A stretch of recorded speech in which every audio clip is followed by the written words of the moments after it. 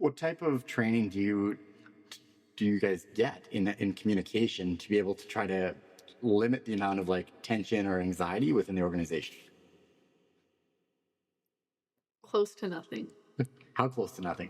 Nothing. Yes. I was leading you down this path. I'm like, I will be stunned if the answer here is anything but nothing. Well, normally after a big fight, if fists are threatened, then we'll kind of stop and have a chat about it. Okay. But that's about it. That's why I say close to nothing, because it basically takes a big boom for anything to be done. If they're about to start punching each other in the face, then we'll talk about it. PeopleBuild is bringing a light to the tradespeople in the industry who are often forgotten and consistently taken for granted. Construction industry matters. It's been fascinating now to be able to have the platform to meet the men and women who work in our construction industry. Their concerns matter.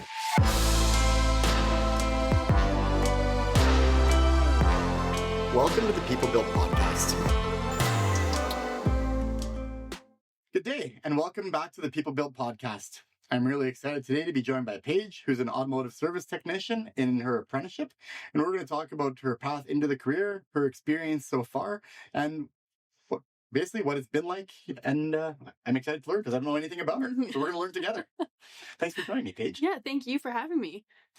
Wonderful. So, automotive service technician, we were talking very briefly. You've been doing this for 2 years, 2.5 years. Yeah, 2.5 years, yeah. And you haven't been to school yet.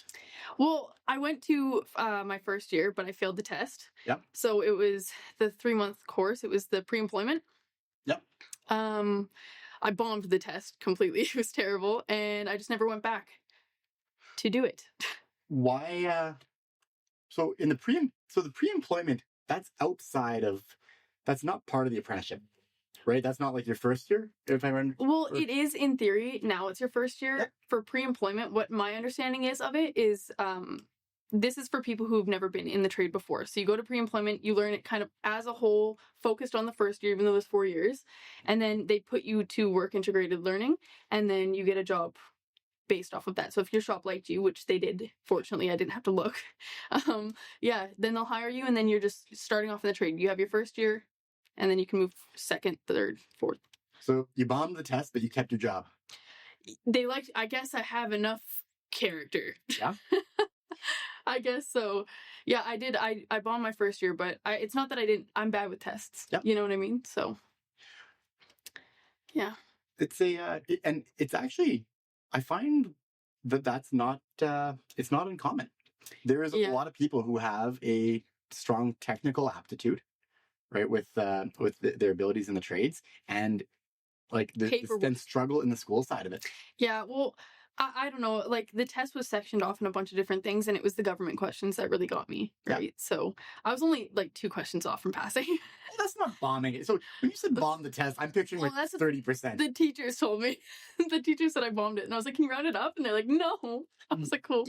Is the passing grade 70 or 80%? It's 70, I think. 70? Yeah. If it makes you feel any better, when I years ago, when I graduated high school, I started work the next day, mm-hmm. and I decided I wanted to just write the first year exam. Yeah. Right, and then not go to school, and I also got a 68. Well, see, that's what I was thinking too. I can just go back. It's expensive though. You have to pay for the test. So it's really expensive. How expensive is It's 150. I think maybe the first one's $150, but the second one might be $250. Oh, really? So it escalates? Well, no, second one is in second attempt. Yeah. So yeah, it keeps going up, and then I think I might just go. I have to get it done. If I want to get anywhere in this trade, I have to get it done.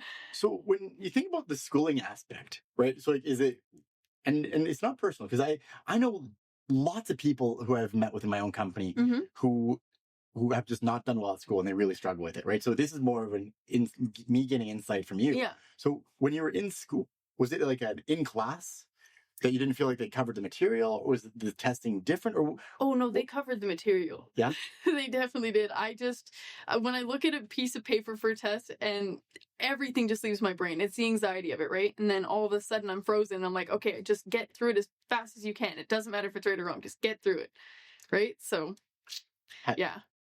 Has it been a problem your whole life? Yes, it has. I also, to be fair, like, I knew nothing about the trades. I didn't know anything about tools. I didn't know anything about anything when I first went into this schooling, right, for pre-employment. So it was still all very new. And now, like, in hindsight, while I'm working, I always think back and I'm like, oh, that's what they meant in first year when they said this. Now I understand because I had to go do it hands-on, right, in the spur of the moment. So how old are you? I'm 23, about to be 23. Cool. And so how do you go from you don't know anything about the trades or tools or anything to I want to fix cars? Or what did you want to do? Well, I actually wanted to be a mechanic, and then I was like, auto body might be easier. God, was I wrong? So I went into auto body first, and the reason I joined the trades for automotive was because I had a bunch of cars that just didn't work, and I wanted them to work. And so I was like, okay, well, let me join the trade, let me learn it, and then let me leave it. I didn't want this to be my career. But then I realized they had me by my little girl nuts, and now it's a career, and I'm in this for life. Like, you can't leave? Well, if I left, it would be significantly harder for me to move on to either the next trade or the next job that I want to do. I've always wanted to be a nurse, but now I know enough about this trade where it would be stupid if I left, right? Really? Like, where I'm going to have all this knowledge and put it towards nothing? Why? Right? And so were you just out there buying used cars that didn't work? I have a 1981 F250. It's propane. It doesn't run. Doesn't even start. I bought it off of a farm. Why would you buy that? I thought it looked cool. I really wanted it. And I was like, that's fine. I can fix it. I haven't touched it since, by the way. It's been quite a while.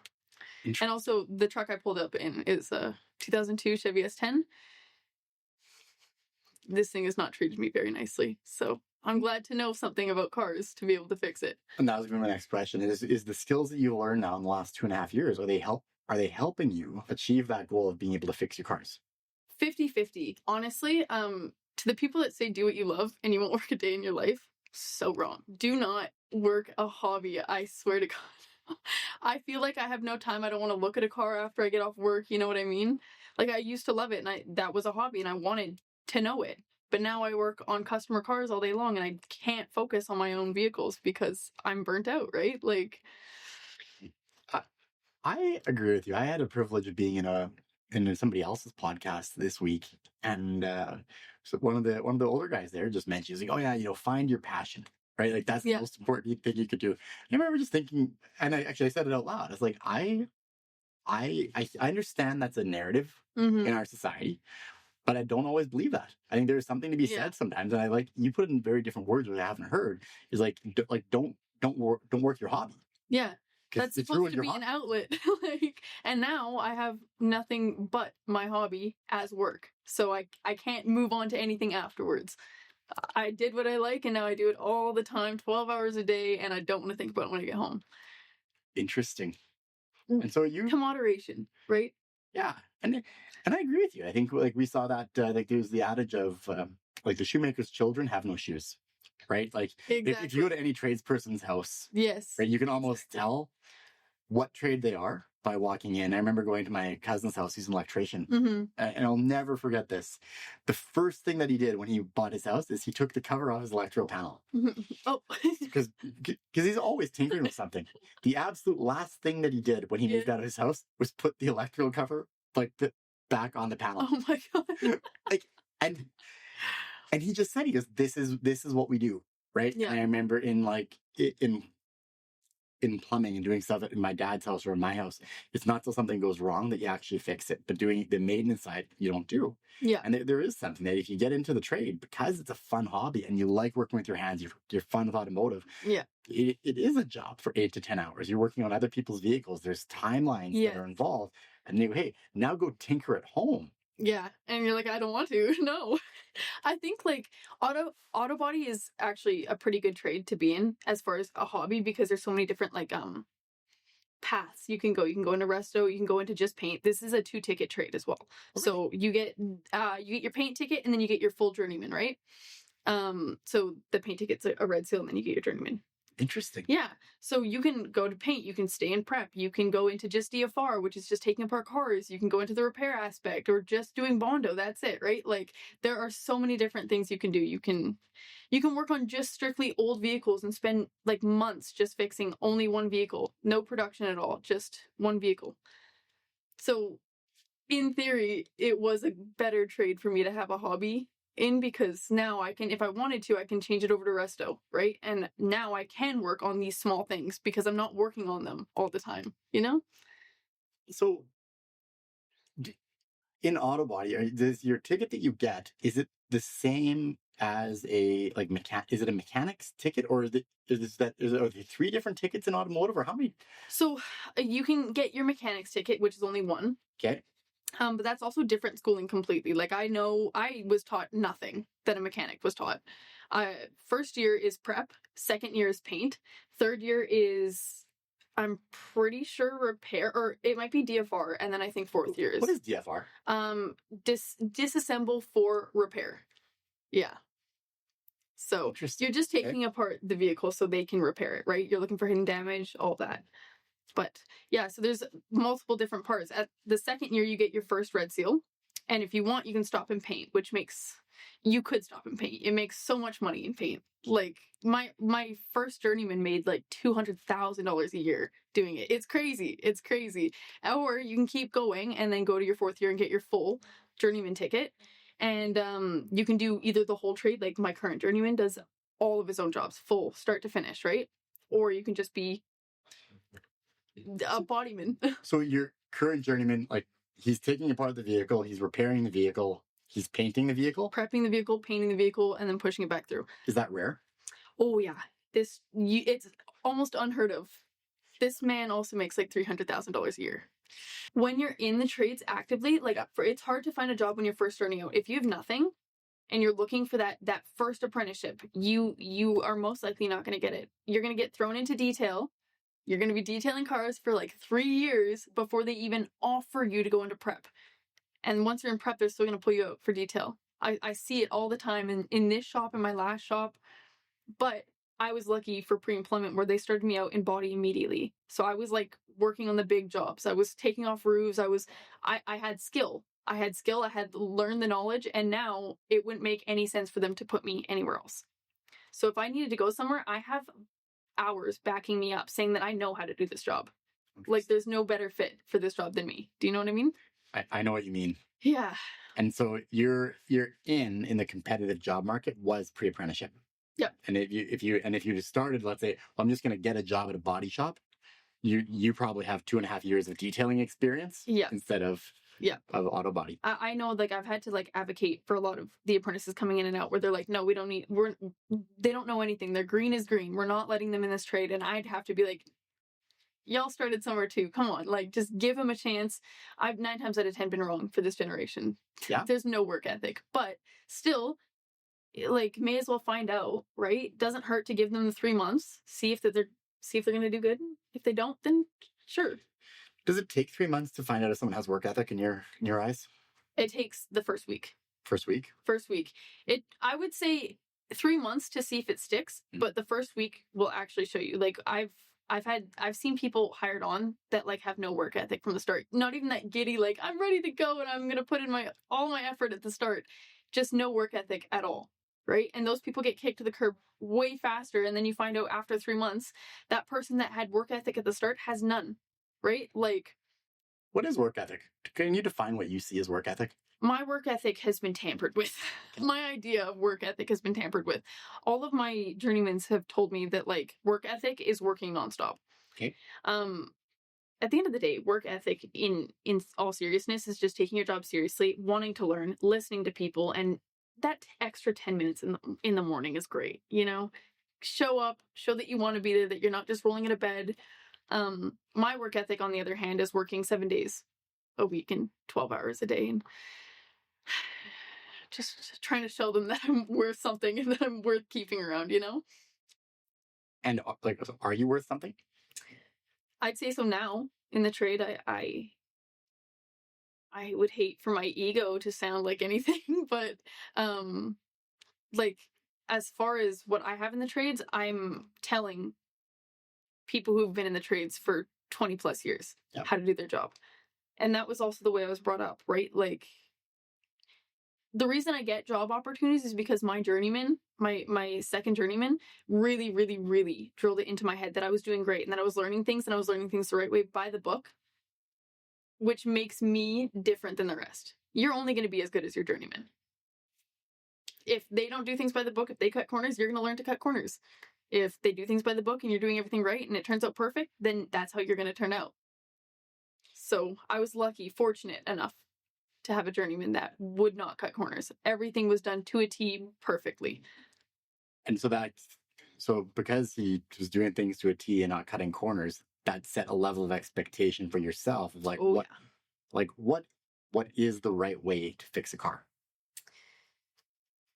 I would say to an extent by the book. Mm-hmm.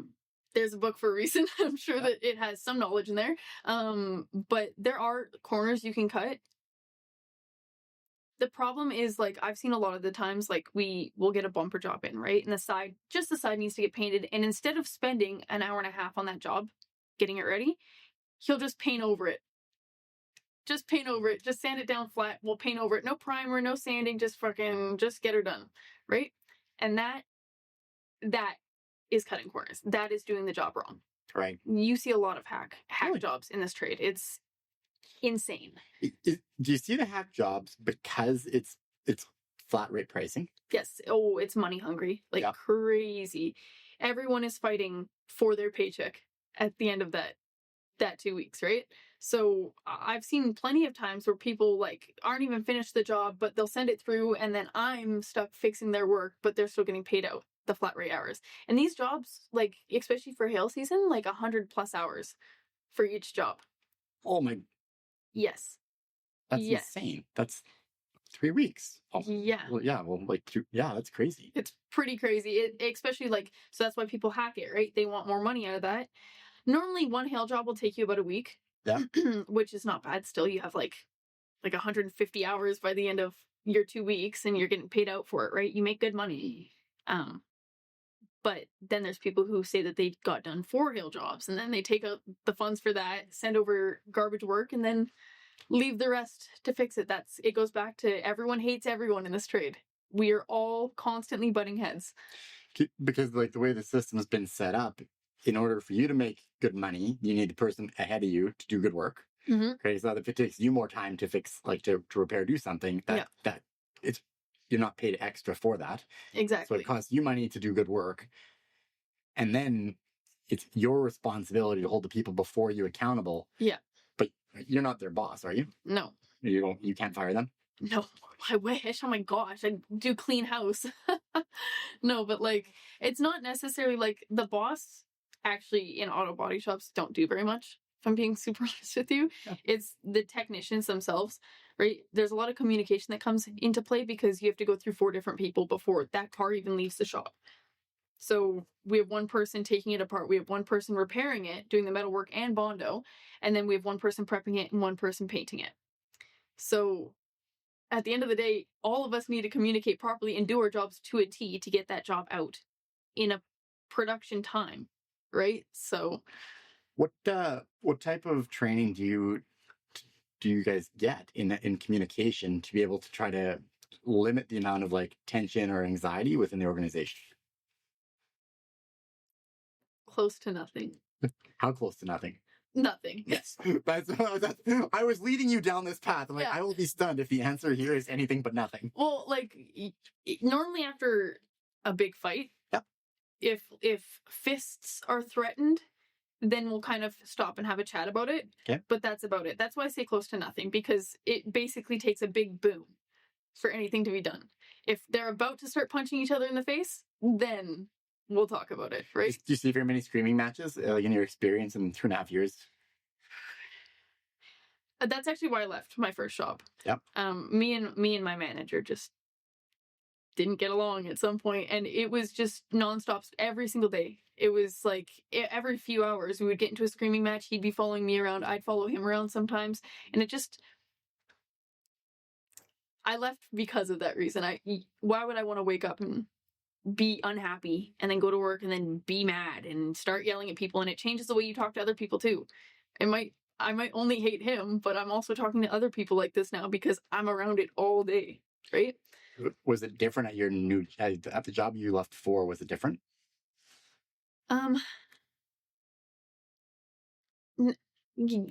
To some extent, it happens less, but there's still like everyone talks behind everyone's back. Yeah. Right. So when you catch wind of that, obviously you're going to start yelling. It's just a bunch of testosterone. I feel like that's just like everyone's just screaming at each other, you know? I find it like growing up in the trades and seeing piecework, like seeing flat rate pricing or piecework and seeing how that changes people's attitudes and how it drives internal competition, and how we really don't set up people to be able to handle that competition in really throughout organizations, be it from the manager or boss level or like the peer level. And I feel like for a lot of it, it's just putting a bunch of piranha in a tank or like fish in a tank and then just kind of watching them fight it out. I feel like it's also a life skill, right? Yeah. Like that's just a life skill. Having like, and I'm gonna say like you have a tremendous amount of courage. Like we haven't got into like what it's like being a woman in the trade a little bit, but having the courage to go up to senior people, whether you're a man or a woman, is always challenging. Oh yeah. Talking about people's money, making decisions about people's money is always challenging. Yeah. And then to be able to build a reputation where you have the respect of your peers, where people want you on their team, that says a tremendous about you, and then speaks to why you, at 23 years old, you're not going to struggle finding a job. Your work and your attitude speaks for itself, and then in a competitive market, you're desirable. Exactly, and that's also why it matters what shop you end at, right? Like this shop is tarnishing my name. Like it is. Well, I have to sign the work order, right? And if my journeyman doesn't care that my prep work, I didn't know how to do this, so now I'm prepping it wrong and I'm sending it out, and then something goes wrong, then my name is attached to that job. They're gonna see it. Like then why stay? Because you're actively choosing to stay, right? I am. Yeah. Why are you actively choosing to stay? The fact that I'm staying in the trade and I'm actively pushing is building my character and showing that I have resilience and I care about what I'm doing, in comparison to just leaving. And I've seen people just leave. You're bad at your job. Okay, well then I'll quit. I'm out of here then. Okay. And why don't you quit? Partially because I'm trying to prove a point, but also because this is what I know how to do, and I know how to do it. And it doesn't matter if someone tells me I don't know how to do it. Like I do. Like it's not like I don't send his work back too. Yeah. Right? Like you can't tell me he hasn't messed up, because I know he has. I see it firsthand, right? Yeah. Like I don't know. I've been told multiple times throughout this trade, not even just by him, by way too many to name off, that I will never make it in this trade. I'm too small for this trade. I don't have the skill for this trade. I'm not strong enough for this trade. All of it. I've heard it all. And I'm still around because I would rather find that out for myself than just be told not to try. Like, are you too small for this trade? Yeah, I am. I won't lie. I do have to bulk up quite a bit. I have a few more years, hopefully. Yeah. But like I started off in body, and that is even just the pinch welder itself, which is like one of the easiest tools to use, easiest machines. And I can barely lug that thing over my shoulder and use it. When you're welding on a roof, you don't get to just like do whatever you want. You have to, there's technique, there's a way you have to do it. And if you can't do it, then you don't belong in the trade. So you push, you work out, you hope, and I got it done. So you're pushing and you're working out. You're actively trying to bulk up, so you can be proficient at your job. And I've been like you do ultimately need to be stronger and bigger for this trade, which is like why they say women will never make it in this trade. There's some big girls though. Like there's some big girls that are strong and that they can do it. I'm just not one. I'm very small, and a lot of these machines are 10 times bigger than me, right? I can't hold that pinch welder for longer than 20 minutes, you know? So are you the smallest person in your shop? No, I'm actually bigger than one of the other apprentices. Two of them. Male or female? Male. Yeah. Does that give you some encouragement that you're not alone in this? I don't want to Genetically speaking, males, even if they're smaller than you, just have more mass. What? Yeah. I've never heard that. I feel like yeah, there's a way that I could, like, you just have to compensate, right? Like it sure, it gives me a little bit of hope, but I still know that he's stronger than me. Like I wouldn't go punch him in the face. Like, you know what I mean? Like that's not a fight I'm still willing to pick. Yeah. Like I think that what's keeping me going ultimately is my reputation and sticking to my reputation and learning more. And like I'm teaching other apprentices and I don't even have my first year, which that shows enough to me that they trust me, they trust my word, they like my work enough to teach someone else how to do it. So you're being put into a teaching position? Mm-hmm. So they're saying, Paige, go teach that guy something. It's, yeah, What do you teach? Prep, body, the whole thing. I know how to specifically, like I guess that, like if you like, I know nothing about prep. I think so. I imagine. Oh, I see. Like, so, like, give me something that I know nothing. What would be something? Where would you start teaching me to be like, John? In order to learn prep, you're going to start with this. Oh, there's two answers to that: hail jobs and bumpers. Okay. Used bumpers. That's how my journeyman taught me. And he always told me, like, oh, sorry, it's a bumper job. It's an easy job. Just do the bumper job. And I struggled so hard with it. And bumper jobs are one of the worst jobs you can do. He did that on purpose. You learn the hardest job, and then the other jobs are just so easy. You don't have a problem with it, right? And that is like a huge turning point. Like I would probably, if you asked me to teach you this trade, I would put you on roof rails after hail and bumper jobs. And you need to know how to block, and blocking will take you years. What is a block? You put Bondo down on a rail, and then you prime it, and you have to block it straight. So you use like this block with sandpaper on the bottom of it. Yeah. And you have to block out the pillar without putting any waves or dents in it, and you just have to go back and forth, back and forth, back and forth. It sucks a lot. Labor intensive. Oh yeah. Hard on your arms. Like, oh yeah. And that's not even the hardest part of the trade, right? That's prep is like the lowest totem pole. Like if you're in prep, you can. If you're still in prep, you're just gonna stay in prep. You know what I mean? Sorry, you're just gonna stay in prep. I actually just got put into prep. So yeah, I did get taught prep, but that was against my will. I didn't want to be in prep. I was actually a bodyman first. So I was taking apart cars, I was putting on roofs, doing quarter panels. I was doing like the real work. And then they needed help in prep, and so I helped in prep. And then I learned how to paint, and that's fine. Right? Like now I know the whole trade.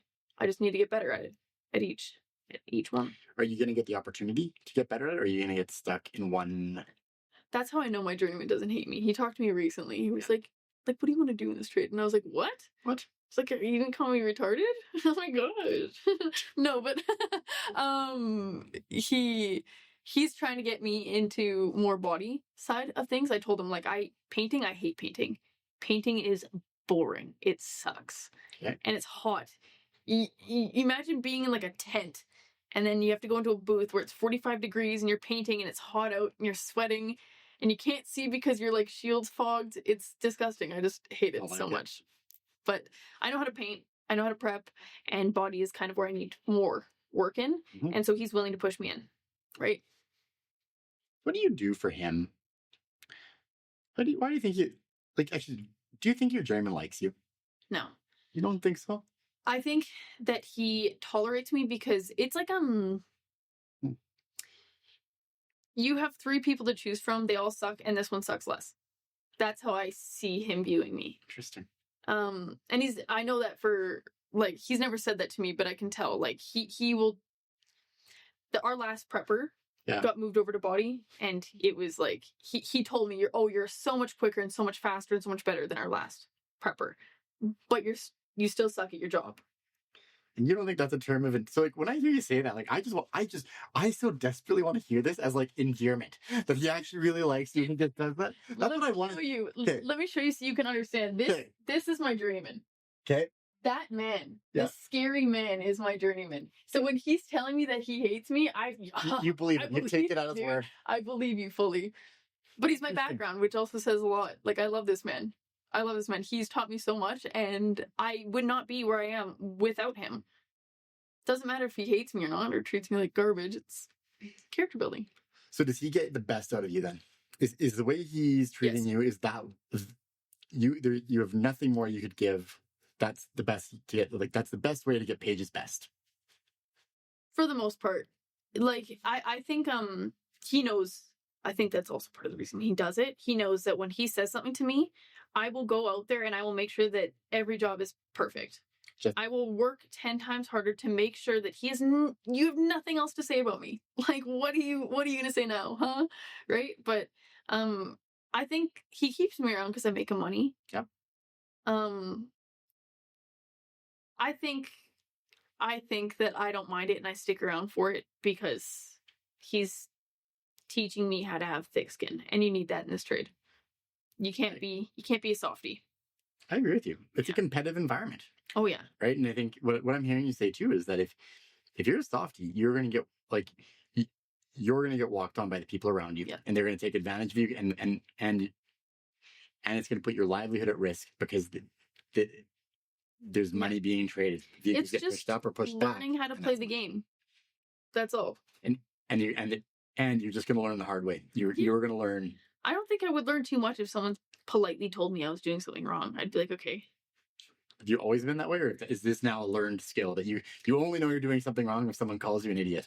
Well, it might be a little bit more learned now, but like, I feel like if you're not hurt by the end of it, then you didn't really take it to heart and you didn't think about it properly. You know what I mean? Like, it's a poor way of looking at it, but honestly, it does work.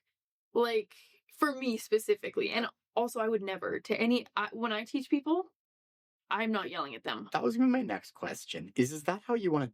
Yeah. Okay. No. That's not how you teach. People who teach like that, 9 times out of 10, if you're not answering the question, it's probably because they don't know the answer either. Okay. Do you know what I mean? I do. And I would rather back myself up teaching someone and show that I can teach them by knowing the knowledge and like being able to perform it properly in comparison to being like, figure it out. All I know is something's wrong with it and it's not going to work. So figure it out. Right? Like, I would never teach I would never teach anyone like that. And I've also noticed that 9 times out of 10 people don't listen to me because I don't teach them like that. You have to find the right audience for the right thing, right? You have to adapt as a human being. If you're going to teach, then you have to teach the way they're going to learn. Right? That's very wise. Yeah. Is that common? Do you feel like that viewpoint is common amongst your peers? I would say so. And I've had to adapt quite a bit. Like, I know there's ways that only work for me. Yeah. In this trade, and I could teach it to someone and they wouldn't be able to do it because it only works for me, right? So that's where I had to adapt, and I had to learn the universal way of teaching, and I had to teach myself the universal way of prepping this vehicle so I could teach someone else. And then you go into either, do I have to tell them politely how to do this, or do I need to yell at them and tell them that they suck at their job so they understand that a lot of these like the newer generation in this trade is very like high and mighty. I know what I'm doing. You don't need to tell me what I'm doing. I know what I'm doing. No, you don't. How do you get them to understand that they don't know what they're doing? Well, actually, like the last job we had was a hail job, and he just didn't listen to me the whole way through. And normally I would like yell at him and be like, what are you doing? Just sort it out, right? I let him completely finish it, came out of the booth. It was a full redo. And I was like, yeah, and you're doing that alone.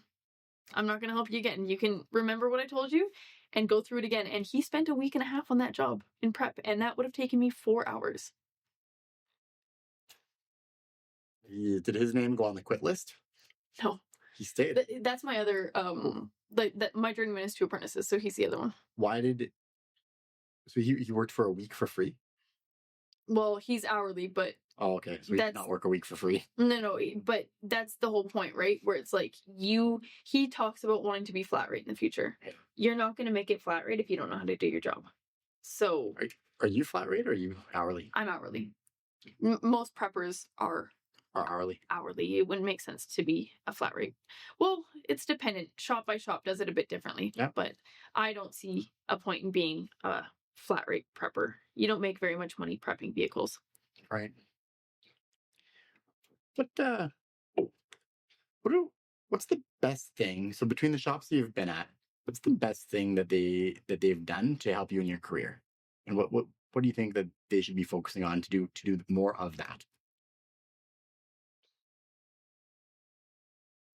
Opportunity work. Really, I would just go back to that. I think that you create poor technicians by not teaching them how to do the job properly. And so if they're creating their own way, it's probably not the right way if they didn't know how to do it to begin with. Teaching and the patience that this trade lacks, it would make all the difference. There'd be no problem for the future technicians if we just had a good learning support system. You need to teach properly, and if they don't know what they're doing, then you need to stop what you're doing, forget about the money for a second, and just make sure that they know the proper way. My journeyman is getting out scot-free for this, like, because he has 2 apprentices. I'm teaching the other apprentice, and he's just making the money. Dream team. And then coming in and kind of yelling at you for not being good enough. Yeah. It's full circle. It's pretty cool. Yeah.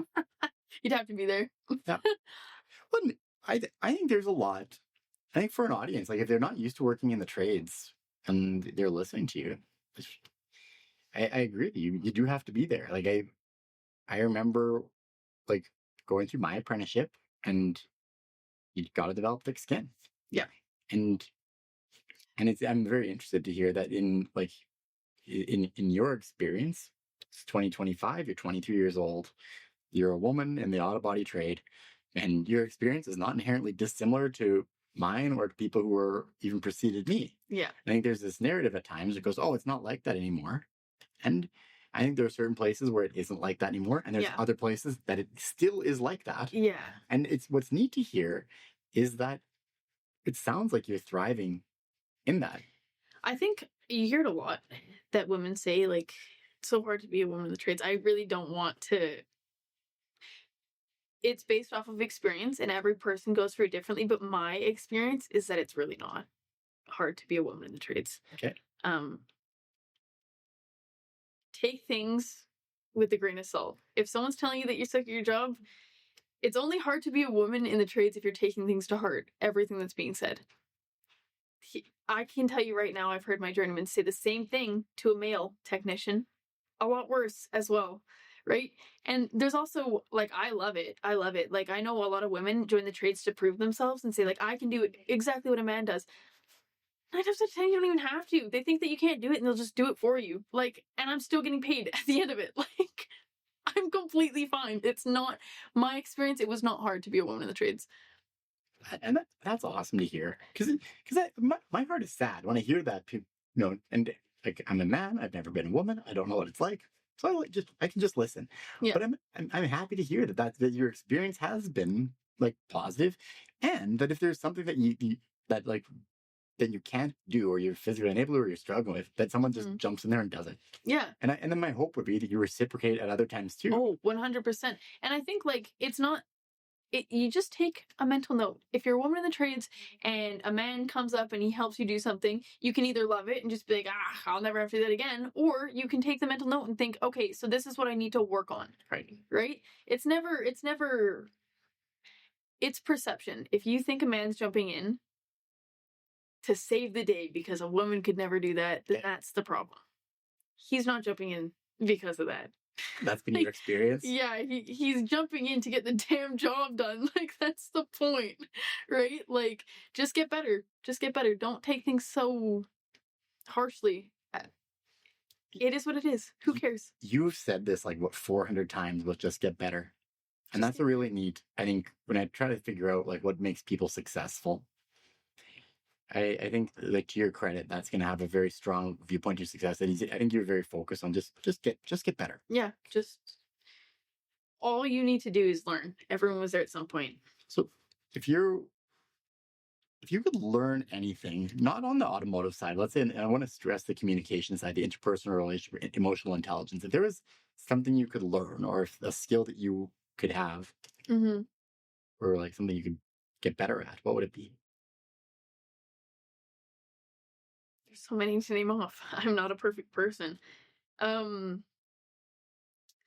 say temperament would be really a good thing to learn. Not being discouraged. I think it really all just comes down to thick skin. Like, I could say specific parts of the trade that I'd love to learn and that I would love to thrive in, but that's also just the trade. And being an apprentice in the trade, you're learning, right? I think scratching off parts of the trade and outside of the trade that kind of correlate still closely is just having thick skin. And when someone says something, don't take it exactly how they said it. Just go along with the mentality of absolutely who cares?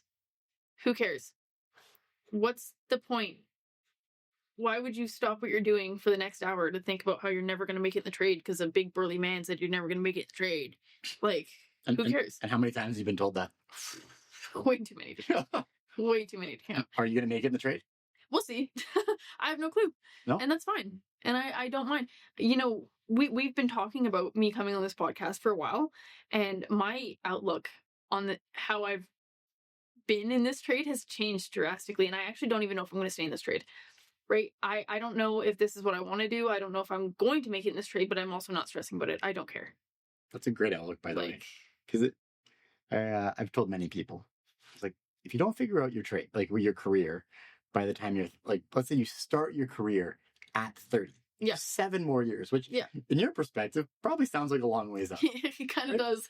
But if you started at 30, you know, in Canada, people work till they're roughly 65. That's like the average age of retirement. Mm-hmm. That is 35 years of work if you start at 30. 100%. Which is a long time. 100%. So if you have the perspective today that the skills that you're learning, the character that you're building at 22 years old, whether you're in the trade or not, is good for Paige for the long term. Yeah. I think you're spot on. I think like it's a career, right? And it gets scary to decide to leave that career, and that's why a lot of people stay. And trust me, I've been there. Like, I have ups and downs. There's days where I'm like, I'm never gonna leave this trade. Like, I'm stuck here. And there's days where I'm like, who cares? Who cares if I do or don't? It doesn't matter. At the end of the day, like, I just want to wake up and not feel dread. So do whatever I gotta do. How often do you feel dread when you wake up? Quite a bit. Yeah. But it's also day by day, right? Like, when you have a journeyman that's constantly chirping you and other bodymen that's constantly chirping you, do you actually want to go to work? Not really. Right? Like, but would you ever tell your journeyman, hey, like, I'm trying.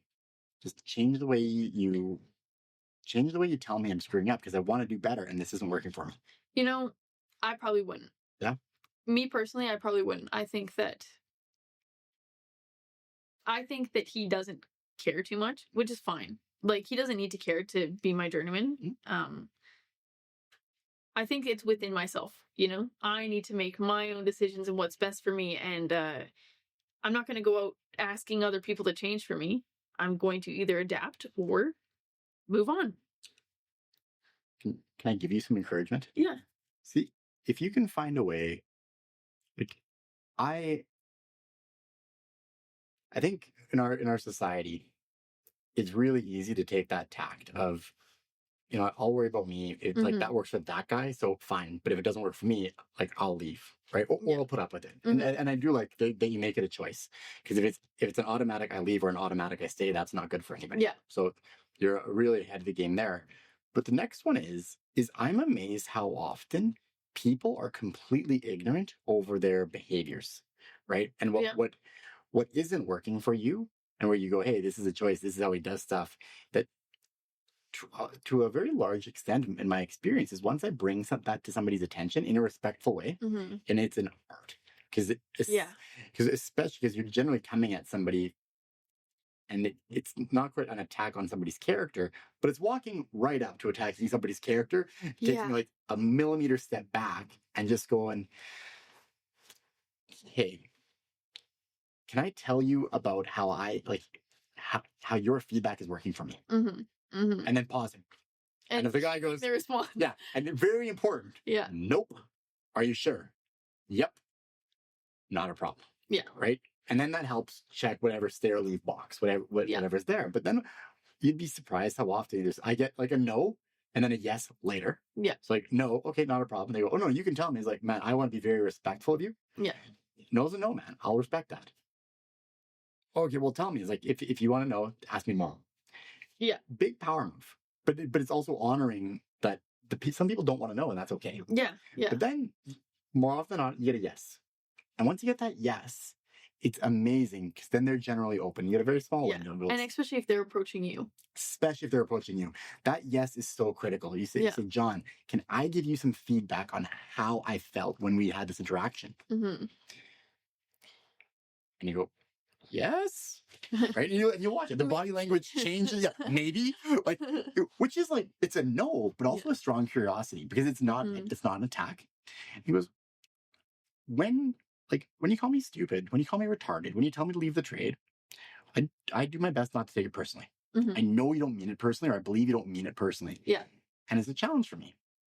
If you're able to give me like even a concise instruction that the way I did blank wasn't good enough, that's at least helpful, and that would make a difference for me. I think I will carry that with probably other technicians because I know that I could approach them like that. Yeah. I've seen people approach this technician like that, and he won't even let you finish your sentence. He does not care, and that's fine. Cool.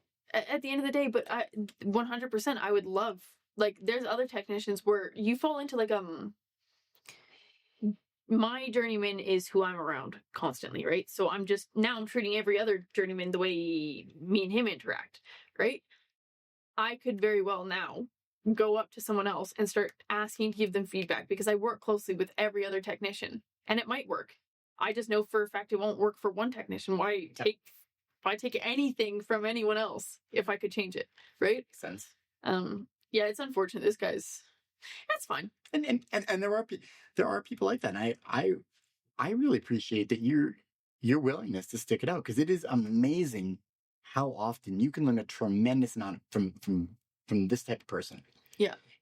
And you learn it the hard way.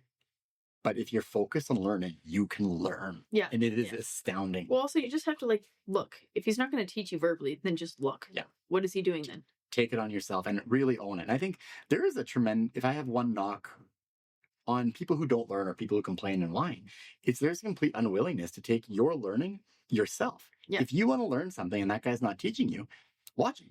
That falls into work ethic. 100%. Yeah. You have a choice right now. You can either go learn something by yourself or you can go sit on your phone waiting for work. Yeah. What are you going to do? What do you see? So the people with a good work ethic, what do? Go learn. Do whatever you can. And so what does the people with bad work ethic do? Like half of my shop. Yeah. They do nothing. They sit, they complain, they wait for work. They don't go out looking for work or like. So I just want to stop you right there. Go. Okay, so if you're working somewhere, and it does it probably across any job, but let's just pick the trades in general. But if you're sitting there waiting for work, right, or if you're complaining about not getting enough work, the odds are pretty good that's a you problem, not a them problem. 100%. You're probably being starved, actually. Yeah. Like, most likely. If you, in this trade, there's so much work, especially hail season lasts all year. If you don't have work, you better start looking. It's because your company doesn't see you as having good work ethic. Yes.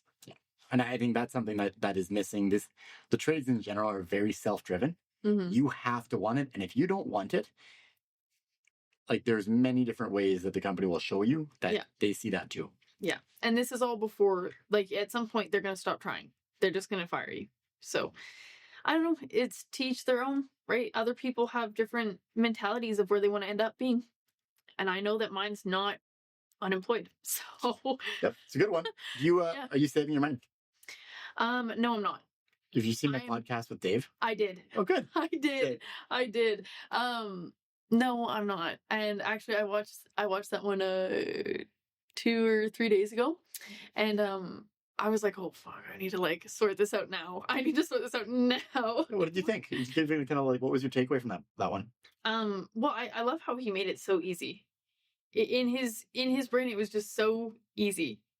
It was 10%, but I wish if I could go back and make it 20. Like, are you joking me? Right now, I feel like I don't make enough money. Mm-hmm. Me personally. And with bills, and then also now I'm just moving out, right? I'll have like $300 by the end of it. And that's for groceries, if anything else, right? But this is where it all kind of falls into place, right? Like, I'm still thinking about it. Yeah. I'm gonna pick up more shifts on my weekends though, and my weekends money is going to go towards a savings account because I can't just not save while I'm moved out. Like, I have nothing to rely on. I feel like my savings account is a typical tradie's saving account. Like, I have a truck out front that I could sell for $2,000, and that's like my savings account. You know what I mean? And I have like, I'm with you. Yeah. yeah. Like, I feel like if times get hard, I'll just start selling stuff. Do you have any questions for me? I do. Yes. I have so many. First off, what was your biggest risk that you took in this trade? Especially like as an apprentice, what was a risk that you felt like you needed to take to strive?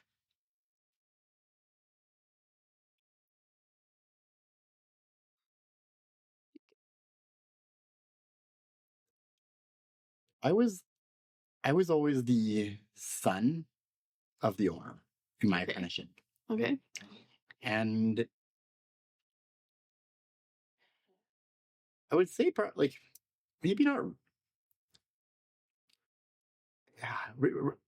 Risk is an interesting word. I'm going to try to think about that. But I think more the difficulty, it was always for me trying to work hard enough that I wasn't seen like I was the owner's son. I see. That the stereotype within family-based businesses is that it's easier for family. Yeah. And so, and this has lasted with me. It's something we speak about within Wheeler quite a bit. Is like when there's these type of conflicts, when there's like family conflicts or like brother, sister, dating, marriage within the company, which we have, it's that, and then I go back to my apprenticeship. It's not just that like I need to work as hard as everybody else, or I need to care as much as everybody else and to show up on time like everybody else, need to finish a job like everybody else. I have to be seen to be doing that. Yeah. And in order to be seen to be doing it, it has to be above every time. Yeah. If the majority of people are there at like 5 minutes early, then I have to be there 10 minutes early. Yeah. I can't imagine that struggle though, because it is a real struggle. 100%. It's a struggle. And I think that and so I think learning early that is just the way it is. And my choice was not doing my apprenticeship at my dad's company. Okay. I could have always chosen, Smart. I want to be a plumber, but I don't want to do it here. But there's something in that, like, well, be better. Like, am I going to be better by just by trying to be marginally better? And it's not about being better or not, but it's that effort. Yes. If I try to be better, then the journeyman will respect me. Yeah. They will teach me. Yeah. Because if they see me as the boss's son who's entitled, they're not going to teach me anything. So would you say that's still something that you go through?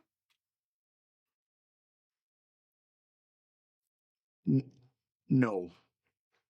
Probably like 8 years ago. Okay. And it was interesting. So the narrative within the company is I was always Marty's son. So my dad's name is Marty. And so at every builder, every friend, every client, everything, you're like, John, oh, you're Marty's son, right? Always Marty's son. And it was astounding about, I'm going to say 8 years ago, roughly, but my dad was talking to me. He's like, John, it's weird. I go to job sites now and people are like, oh, you're John's dad. Oh, that's good. That's good. That's good. And so the company grew. So 15 years ago, it was me and him, right? And we were working off of his relationships that he had at that time in excess of 35, 40 years. And then 15 years later, the company's got 140 full-time staff where we still work for a lot of his relationships, as well as more. And there's still a place we go to. I was having drinks with some friends, which that's part of my dad's group. We call it like the annual beer meeting that we do monthly. Okay. And there I'm Marty's son. And I've been Marty's son since. So some of it does follow. Yeah. But then with a whole group of, but when my dad shows up at the company, people go, oh, you're John's dad. Oh, you're Marty Wheeler. And so it's been a very interesting transition to see the cadence of being family. Yeah. How that's changed. Yeah. And then how we've applied that knowledge within the company is when we have we have a lot of referrals at our company. And what's neat is like the family referrals. Like we have two sisters, like one sister referred their sister to work, right? Okay. We have brothers who refer. We got like husband wife pairs. We have people date within the company. Yeah. And my comment to them all the time is the same thing.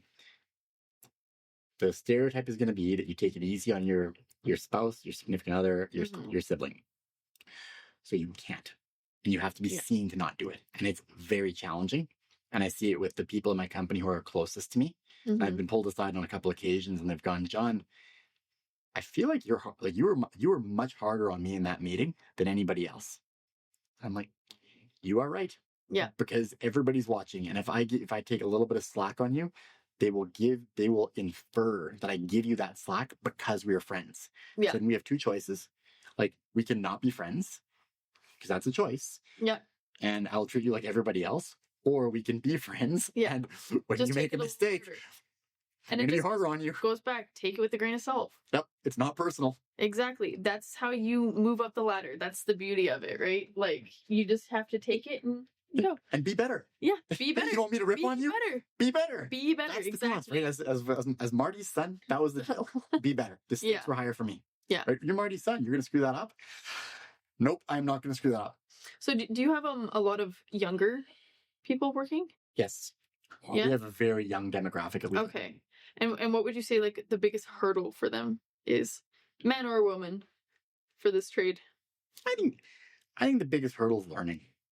It is a very challenging industry to learn in. It's not set up to learn. Or when you talk about opportunity shops and production shops, we have stuff that's very similar. Mm-hmm. Some of the problems we have is our production world, which is like do the same house over and over again. Yeah. That's very tight from a labor perspective. And you can learn by doing.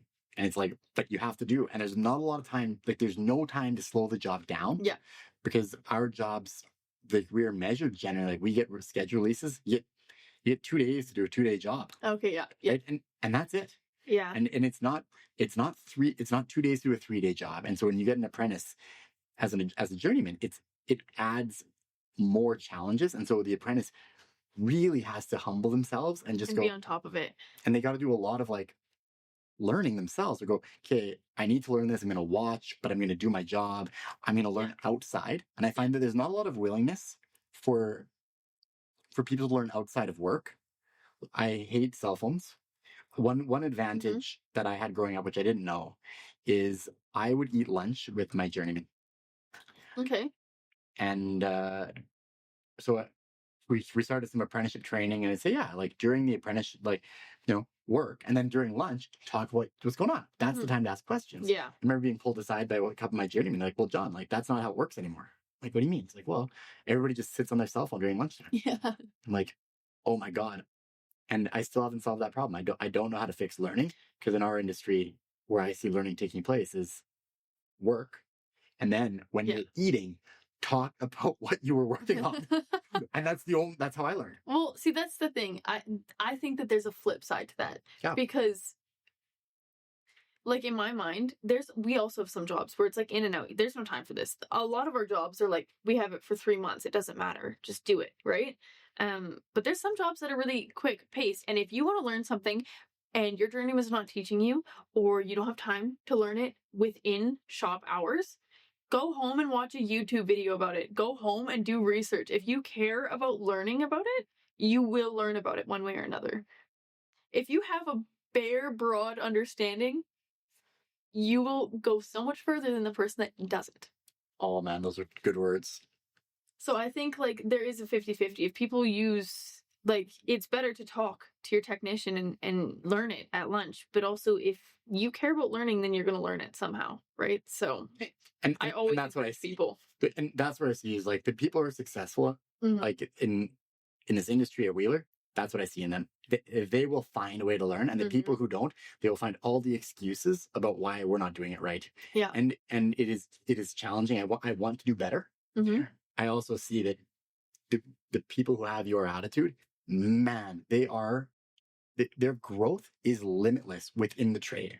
Yeah. Because it's a nonstop drive to be better. Yeah. And an insatiable desire to succeed. It's also just knowing, right? Like, it's with everything. If you want to know, I love to think that I'm like a handy woman. I don't know how to do most things, but you are wearing a lumberjack shirt. Yeah. Oh, what can I say? I couldn't chop anything, but I definitely am wearing it. But like, no, like if there's ever a problem, a lot of people tend to be like, well, even if they're in the trades, oh, I don't do that part, though I don't understand it. Just learn it. Just learn. It doesn't hurt to learn. If something goes wrong with a car and you don't work on cars, learn how to fix it. Why not save the money and just learn more? all of these skills from all of the trades will help you in other trades. It doesn't matter. They all go hand in hand. All right, we're coming close to the end. Any more questions? Yeah. Oh, I had one, but I forgot. Oh no. Oh no. I might do another one with you, Paige. Oh, wow. I really enjoyed this. This two? Could be a part 2. That you're really you're very dialed in. I think you got a pretty good understanding of what's going on in the industry from your apprenticeship, and I think the approach you're trying to take with your apprenticeship and your willingness to learn, it says a lot about you. Thank you. There's a lot of people who are experiencing the same difficulties and may not see it through the same lens or be able to articulate it. And I think it's a really powerful message for people who are in the trades. They're trying to learn, or they're trying to get into the trades, and to hear what's made you successful, and with a commitment to continue to learn without feeling the need to commit to the industry for life. Yeah. You just have a very unique perspective. I think I think that the fear of failure is going to hold everyone back. And it has, right? Like, you know how everyone says you have to make a mistake to learn? I don't think so. I don't think so. I can learn it so well that I won't make a mistake, right? And I think that other people, you have to go above and beyond yourself. You have to make sure that you are out learning it. You're watching, you're paying attention, you're listening, you're doing what you're told. And on your spare time, you're learning how to do it more. So for the people who are closest to me at Wheeler, I like to we use ownership language. Okay. And so they're I statements, because when you go, well, you need to use YouTube videos, you need to listen, you need to do this. So I'm going to read. Yeah. So say that again, and see if you can say I for each one of those, because that's what you're doing. Well, at the end of the day, I honestly do think that I was going to say I use YouTube, I use listening, I use learning and paying attention and making sure that I'm willing to work on my future and work ethic and tone in and learn. And you're committed to that. Yeah. And that way I won't make a mistake. Yeah. I won't make a mistake. However, I will say though, you as well could do that. Yeah. And anyone else could do that. Some people do make mistakes, and that's fine. And trust me, I do as well. It's not I'm perfect, but when you make a mistake, how do you own that to your journeyman? How do I tell them? Yeah. Oh, I just flat out tell them. What do you say? I fucked that up really bad.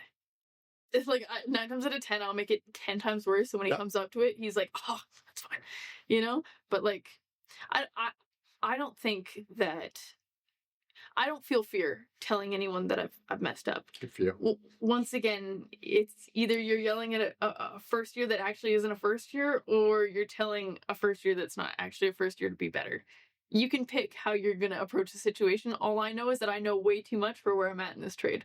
So make a mistake. Yeah. Or I'll just write on a piece of tape and I'll put it on there. And I'm just so sorry.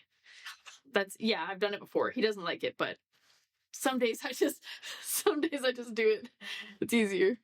Well, Paige, this time has flown by. I have really enjoyed it, and I've learned a tremendous amount. And I really appreciate hearing your perspective at where you're at in the trade, and it's fascinating. Thank you. Thank you so much. Really awesome. Sweet.